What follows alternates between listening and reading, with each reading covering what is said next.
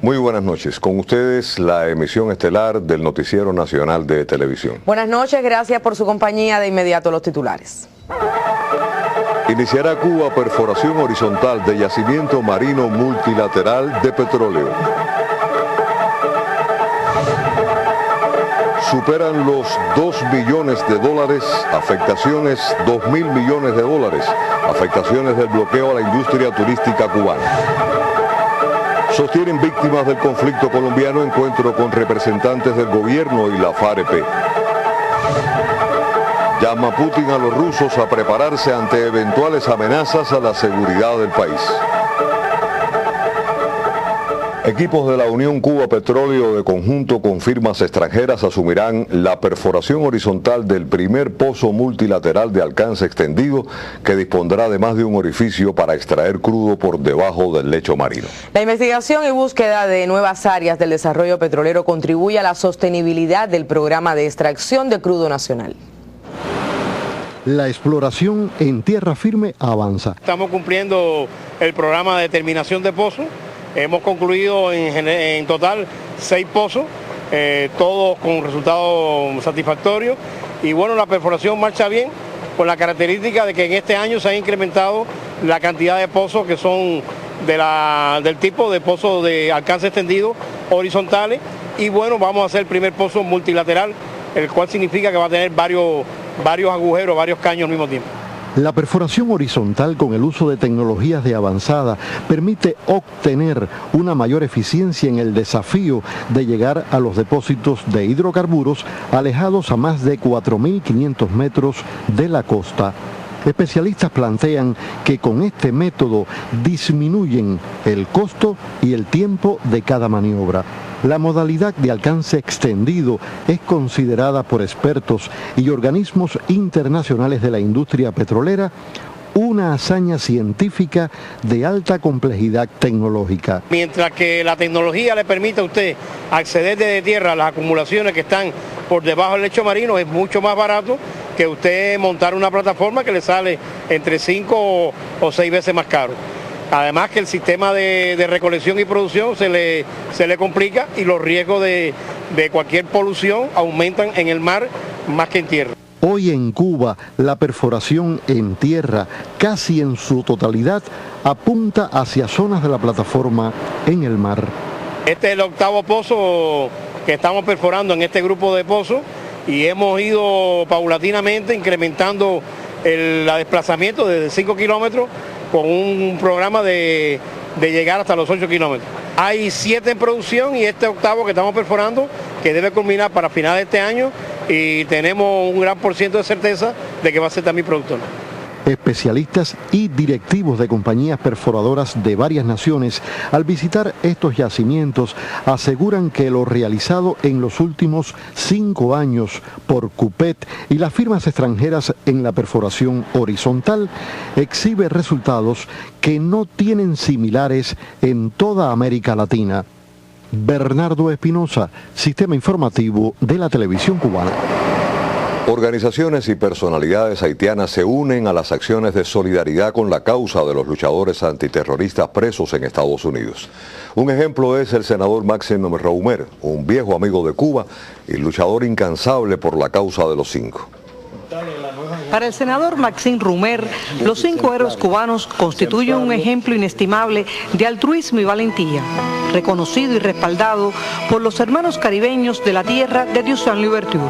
Y así lo expresó horas antes de partir a Cuba para participar en el coloquio internacional por la liberación de los 5 y contra el terrorismo.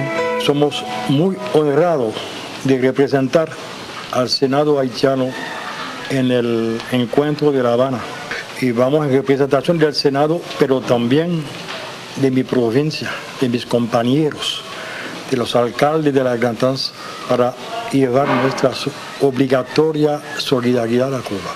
Entre las acciones de apoyo, el parlamentario haitiano ha enviado carta al presidente estadounidense Barack Obama, exhortándolo a actuar sin más prejuicios ni presiones que su propia conciencia y sentido del deber. También nos expresó que siente a Cuba como su segunda patria. Para nosotros es un gran honor de siempre estar con Cuba, siempre estar estar dando la solidaridad a Cuba. Finalmente reafirmó su satisfacción por ser parte de los más de 200 delegados de cerca de 50 países que participarán en este importante evento donde desde todos los rincones del orbe se levantarán voces de amor, solidaridad y esperanza. Desde Haití reportamos Carlos Rodríguez, Lecnoy Borrell y Norma Marta del Río, Sistema Informativo de la Televisión Cubana.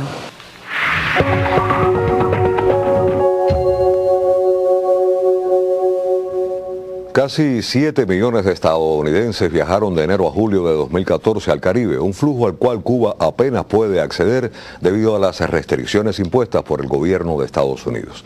Así lo informó a la prensa el viceministro de Relaciones Exteriores, Abelardo Moreno. El turismo se incluye entre los sectores más vulnerables al bloqueo económico, comercial y financiero establecido por el gobierno de Estados Unidos a Cuba. La llamada industria del ocio en la isla no puede trabajar de manera ordenada el mercado norteamericano, principal emisor de turistas al Caribe. Así lo explicó este martes a la prensa Abelardo Moreno, viceministro de Relaciones Exteriores de Cuba. Se estima que ascienden a más de 2.000 millones de dólares. En las áreas como los servicios, las operaciones de las agencias de viajes, el aseguramiento logístico.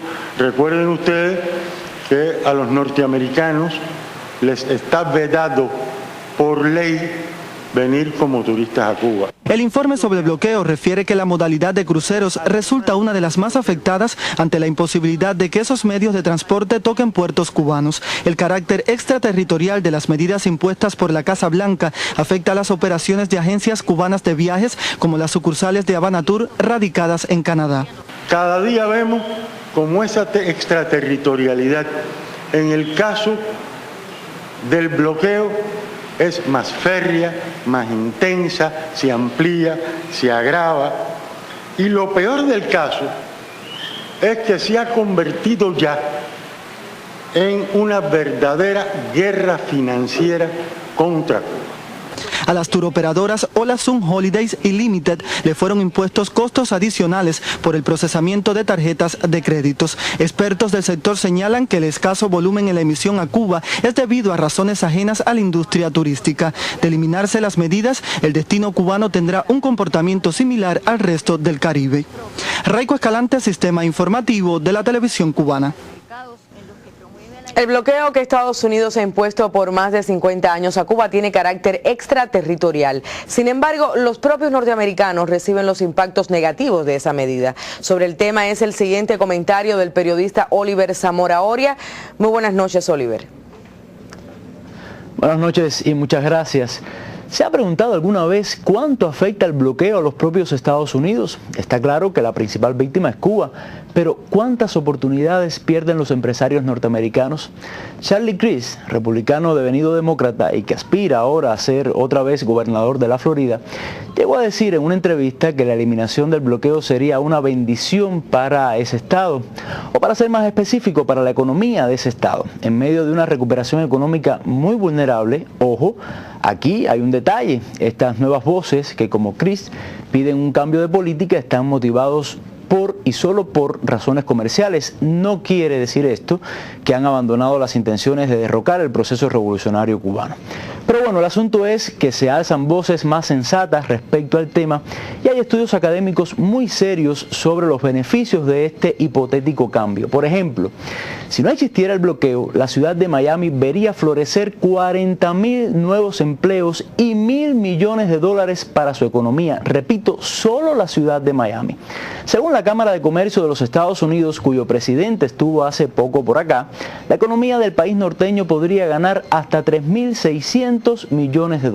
Ahora bien, no hace falta estudios para demostrar esos beneficios, es pura lógica. En medio de una relación normal, Cuba podría comprar a los agricultores norteamericanos miles de toneladas de alimentos, podría importar de los Estados Unidos todo lo requerido para modernizar su dañada infraestructura y se comprarían allí todos los insumos para la esperada explosión del turismo estadounidense.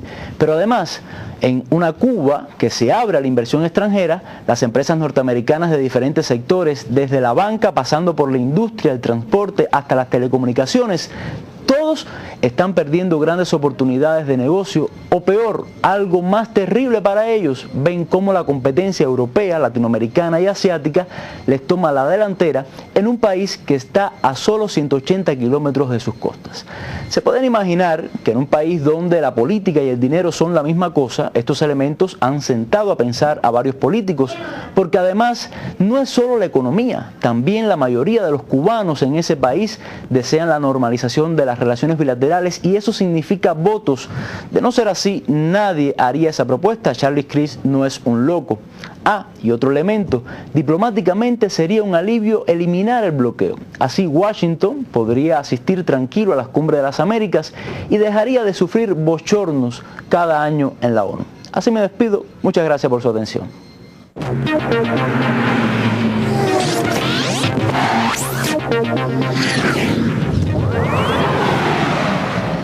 Buenas noches. El equipo masculino cubano de voleibol cayó esta tarde frente a su similar de Canadá en el inicio de las acciones del Grupo F correspondiente a la segunda etapa del Campeonato Mundial.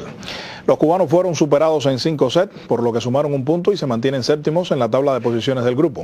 La información del periodista Carlos Alberto González agrega que nuestro plantel comenzó delante al imponerse en el parcial inicial 27-25, pero en el segundo los norteños tomaron la iniciativa para vencer holgadamente 25-18, sobre todo gracias a los múltiples errores cometidos por los caribeños.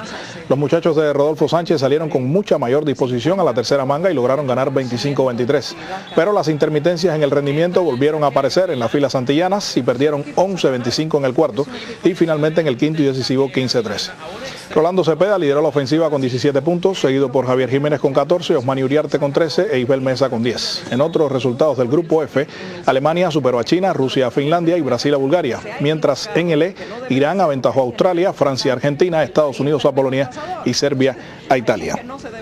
Y 2 triunfos y 3 rebases fueron el saldo conseguido hoy por los domadores de Cuba en el tope promocional que sostuvieron con Kazajstán como adelanto de la venidera Serie Mundial de Boxeo. Los triunfos de los nuestros llegaron por intermedio de Lázaro Álvarez y Julio César Lacruz, que redondearon la victoria en el match frente a las Astana Arlans por 6-4. Las 3 derrotas cubanas fueron a la cuenta de Giovanni Beitía, Joandris Toirac y Roniel Iglesias, aunque los directivos criollos consideraron injusta la decisión contra este último.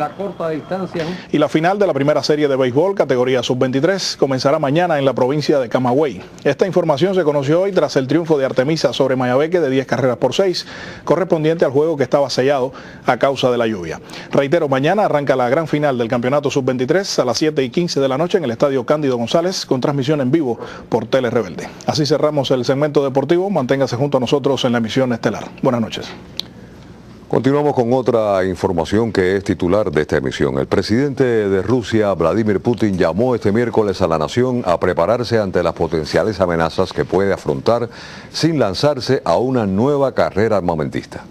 Las declaraciones fueron realizadas en una reunión sobre el proyecto del Programa Estatal de Armamentos para 2016-2025.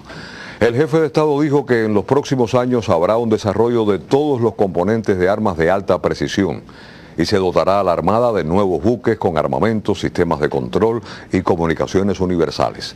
Enfatizó en la necesidad de calibrar de forma fiable las amenazas a la seguridad militar de Rusia y tener las respuestas suficientes para todas las variantes.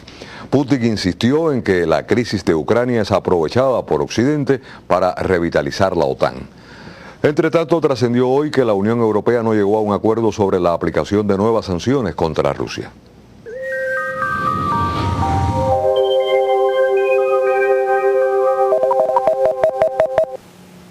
Buenas noches. Observen en la imagen de satélite cómo se mantiene el predominio de nublado sobre la mitad occidental de nuestro país relacionados con la presencia de esta onda tropical sobre Yucatán que mantiene abundante nubosidad sobre el noroeste del Mar Caribe. Sin embargo, en el resto de nuestro territorio observen solo cielos parcialmente nublados, pero para mañana disminuye la probabilidad de lluvias en el occidente del país. Por lo tanto, se pronostica para mañana un amanecer parcialmente nublado. Las temperaturas mínimas en la madrugada estarán entre 22 y 24 grados Celsius.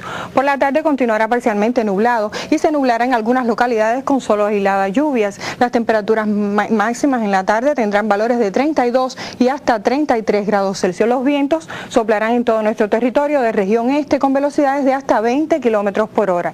En las provincias de la región central, un amanecer con sol y algunas nubes, temperaturas mínimas de 22 y 23 grados. Por la tarde se nublará hacia zonas del interior con algunos chubascos y tormentas eléctricas y las temperaturas máximas tendrán valores de 32 y hasta 33 grados Celsius. En el oriente del país también un amanecer parcialmente nublado y nublado hacia zonas de la costa norte. Las temperaturas mínimas estarán entre 22 y 24 grados. Por la tarde estará nublado hacia zonas del interior y sur con algunos chubascos y tormentas eléctricas que serán más aislados hacia la porción sur. Temperaturas máximas en la tarde de 33 y hasta 34 grados Celsius en Granma, Santiago de Cuba y Guantánamo. Para los próximos 3 días se mantiene alguna probabilidad de chubascos y lluvias debido al paso de una onda tropical y condiciones favorables en la atmósfera superior, mientras que las temperaturas extremas se mantendrán elevadas y con poca variación, máximas de 33 y hasta 34 grados Celsius.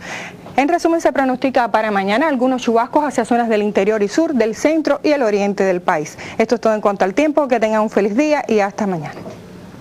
El segundo grupo de víctimas del conflicto armado en Colombia participó este miércoles en una audiencia con los plenipotenciarios del proceso de diálogos de paz. Al concluir, ofrecieron una conferencia de prensa sobre los resultados de este encuentro. Resaltamos que podamos morir de viejos fue el pedido de una de las víctimas de este segundo grupo que llegó a La Habana para exponer sus reclamos y narrar sus dolorosas historias de secuestros, desapariciones, desplazamientos, asesinatos. Para que ello suceda, dijeron, se necesita una Colombia en paz con garantías de no repetición y el respeto a los derechos humanos de todos los ciudadanos. Estas 12 víctimas, al igual que las que le antecedieron el pasado 16 de agosto, exigieron a las partes no levantarse de la mesa hasta tanto se logre el fin de las hostilidades. Pero en tanto se dialoga de paz, pidieron un cese bilateral de fuegos. A pesar de las historias de tragedia, crueldad y horror, las víctimas agradecieron ser escuchadas y valoraron la voluntad y el compromiso de evitar en el futuro situaciones dolorosas y nuevas generaciones de afectados. En este segundo grupo, los organizadores resaltaron la representatividad de nuevas formas de victimización, como el reclutamiento forzado, el asesinato selectivo de líderes sindicales y los efectos devastadores de las minas antipersona, así como también la numerosa presencia de mujeres y de jóvenes. Trascendió en esta segunda sesión especial de las víctimas con los plenipotenciarios de paz la luz de la esperanza, como dieron en llamar al acto simbólico de la entrega de velas a las delegaciones del gobierno y las FARC. Anisley Torres, Sistema Informativo de la Televisión Cubana. El virus del ébola continúa generando noticias y muertes, aunque las alertas se difunden junto a rumores sin fundamento. A las dificultades para detener el contagio se suma la desinformación. La falta de conocimiento sobre la transmisión de la enfermedad empeora hoy la situación en África Occidental. En Costa de Marfil, algunas personas piensan que los baños de sal ayudan a prevenir el ébola. Se desconoce quién recomendó tan particular tratamiento contra el virus. Quienes lo practican tienen la esperanza de ponerse a salvo ellos y sus seres queridos. Ese país no está afectado por la epidemia que azota a África Occidental, pero su cercanía a las naciones con mayor número de enfermos despierta preocupaciones y la incertidumbre no da descanso a la imaginación. Ha habido muchos rumores. Por ejemplo, se rumoreó que el gobierno iba a cerrar el país durante 21 días, o que, por ejemplo, cada lunes iba a declararse día festivo. Para contrarrestar los rumores, las autoridades colocan vallas en lugares públicos. Buena parte de la propaganda contiene instrucciones sobre cómo debe procederse con las personas contagiadas o con los cuerpos de los fallecidos. La escasa conciencia de algunos enfermos tampoco contribuye a frenar la epidemia. Hace unos días se grabó la captura por la fuerza de un hombre infectado. Pero no todos los casos son como este. Muchos sospechosos de ébola contactan con las autoridades para ser diagnosticados y someterse al tratamiento que podría salvarles la vida. Detener la propagación de la enfermedad parece ser no solo una tarea de los médicos, sino de toda una sociedad que no estaba preparada para enfrentar un virus de este tipo. Javier Ortiz, Sistema Informativo de la Televisión Cubana.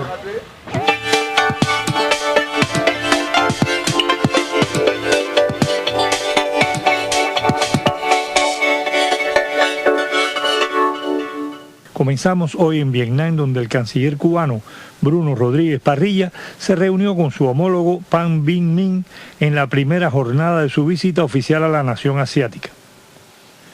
La víspera, el primer ministro Nguyen Thanh Dung había recibido a la titular cubana de la industria alimentaria, María del Carmen Concepción, quien también se encuentra en ese país.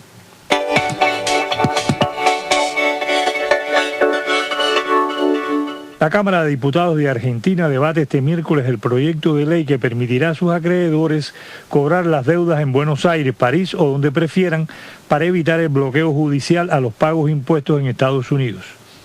Se espera que los debates concluyan en horas de la madrugada. El jefe de gabinete argentino, Jorge Capitanich, destacó el apoyo de 124 países en Naciones Unidas al justo reclamo de Argentina.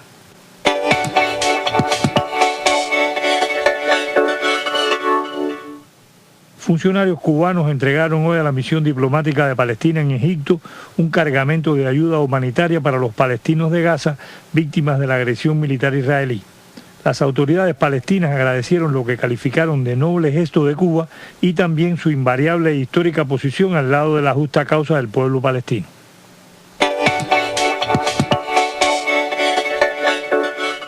A pocos días del referendo para decidir la separación de Escocia del Reino Unido, un sondeo reveló el incremento en un 51% de los que apoyan a la independencia. El primer ministro británico David Cameron pidió a los escoceses no votar por la independencia y se comprometió a trabajar para mantener cohesionado al reino. Orlando Nancís, Redacción Internacional.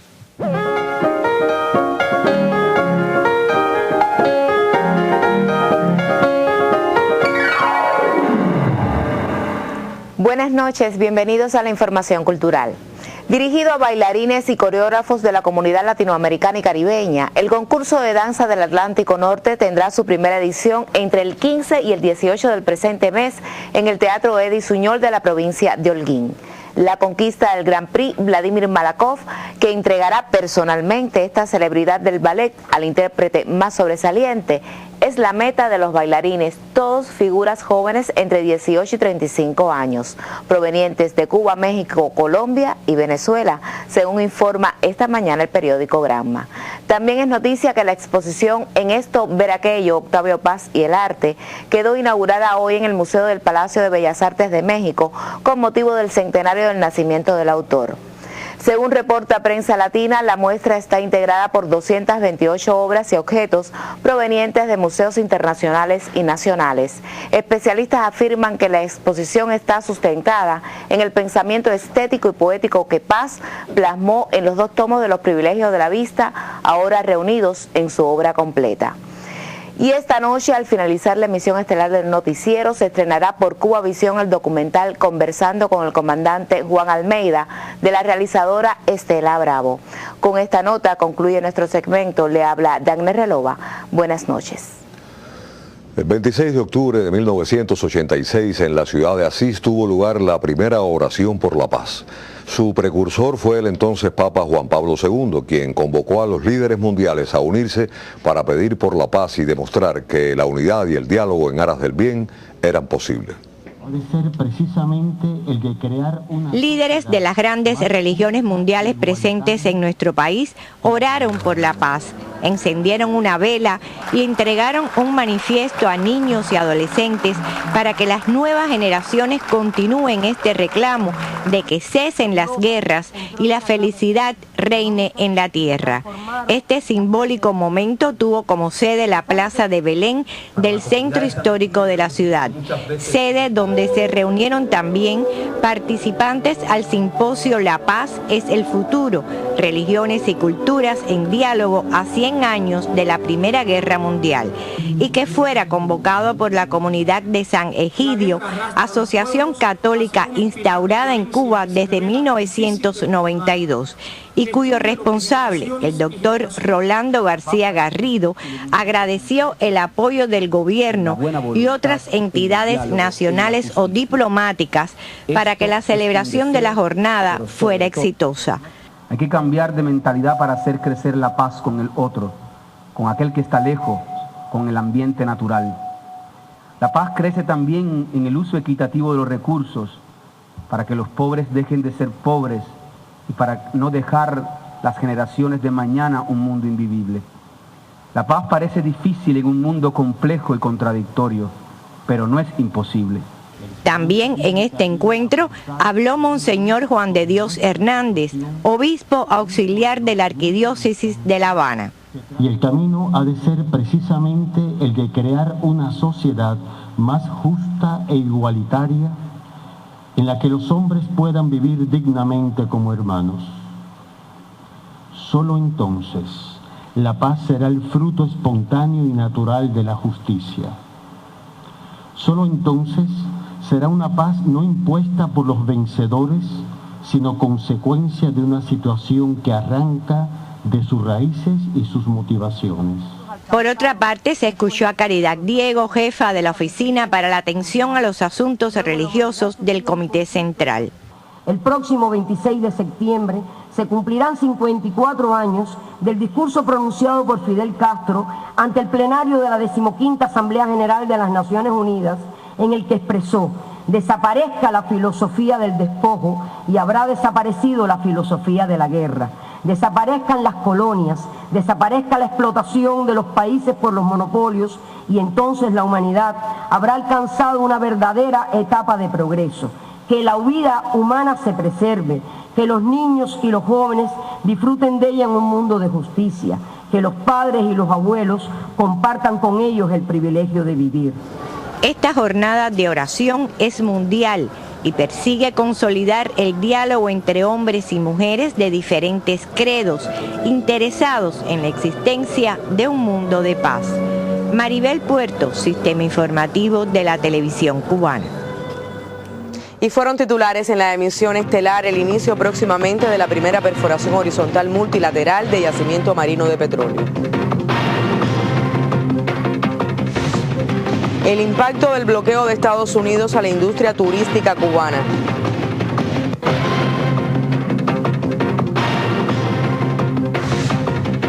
La participación de víctimas del conflicto colombiano en los diálogos de paz. Y el llamado de Vladimir Putin a los rusos a prepararse ante eventuales amenazas de Occidente. Finaliza así la emisión estelar. Antonio Nápoles, Áñez Becerra. Deseamos pasen todos muy buenas noches. Es un placer y nos vemos mañana.